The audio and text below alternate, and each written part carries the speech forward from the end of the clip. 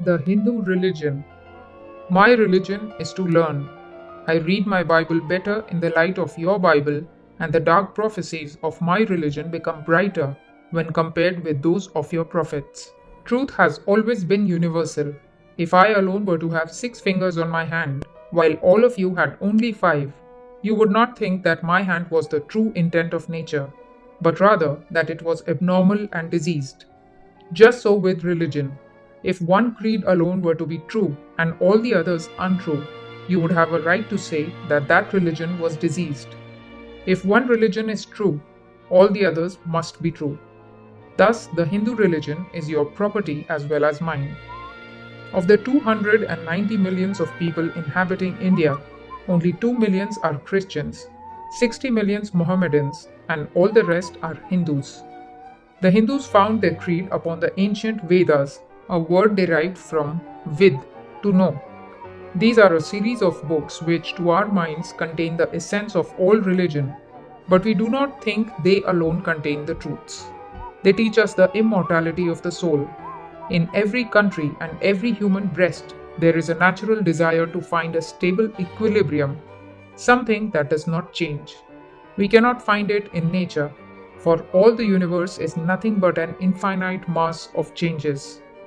But to infer from that nothing unchanging exists is to fall into the error of the southern school of Buddhists and the Charvakas, which latter believe that all is matter and nothing mind, that all religion is a cheat, and morality and goodness useless superstitions. The Vedanta philosophy teaches that man is not bound by his 5 senses. They only know the present, and neither the future nor the past. But as the present signifies both past and future, and all 3 are only demarcations of time, the present also would be unknown if it were not for something above the senses, something independent of time, which unifies the past and the future in the present. But what is independent? Not our body, for it depends upon outward conditions, nor our mind, because the thoughts of which it is composed are caused. It is our soul. The Vedas say the whole world is a mixture of independence and dependence, of freedom and slavery. But through it all shines the soul independent, immortal, pure, perfect, holy. For if it is independent, it cannot perish, as death is but a change, and depends upon conditions. If independent, it must be perfect, for imperfection is again but a condition, and therefore dependent. And this mortal and perfect soul must be the same in the highest God as well as in the humblest man, the difference between them being only in the degree in which this soul manifests itself. But why should the soul take to itself a body? For the same reason that I take a looking glass, to see myself. Thus, in the body, the soul is reflected. The soul is God, and every human being has a perfect divinity within himself, and each one must show his divinity sooner or later. If I am in a dark room, no amount of protestation will make it any brighter. I must light a match. Just so, no amount of grumbling and wailing will make our imperfect body more perfect. But the Vedanta teaches, call forth your soul, show your divinity. Teach your children that they are divine, that religion is a positive something and not a negative nonsense, that it is not subjection to groans when under oppression, but expansion and manifestation. Every religion has it that man's present and future are modified by the past, and that the present is but the effect of the past. How is it then that every child is born with an experience that cannot be accounted for by hereditary transmission? How is it that one is born of good parents, receives a good education, and becomes a good man, while another comes from besotted parents and ends on the gallows? How do you explain this inequality without implicating God? Why should a merciful father set his child in such conditions which must bring forth misery? It is no explanation to say God will make amends. Later on, God has no blood money. Then too, what becomes of my liberty, if this be my first birth?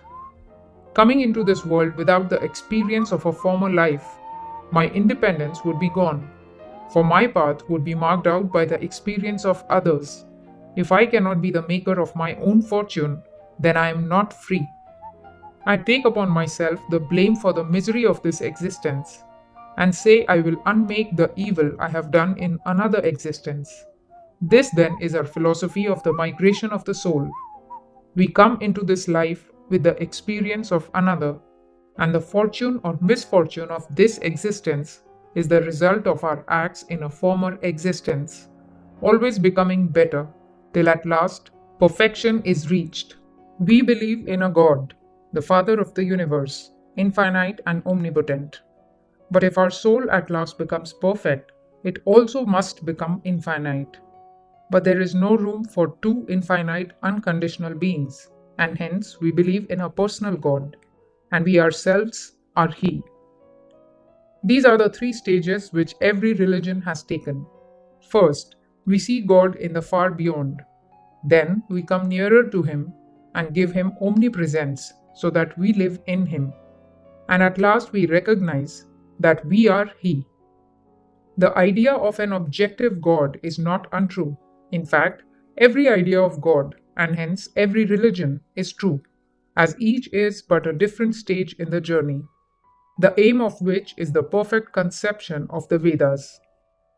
Hence, too, we not only tolerate, but we Hindus accept every religion, praying in the mosque of the Mohammedans, worshipping before the fire of the Zoroastrians, and kneeling before the cross of the Christians, knowing that all the religions, from the lowest fetishism to the highest absolutism, mean so many attempts of the human soul to grasp and realize the infinite, each determined by the conditions of its birth and association, and each of them marking a stage of progress.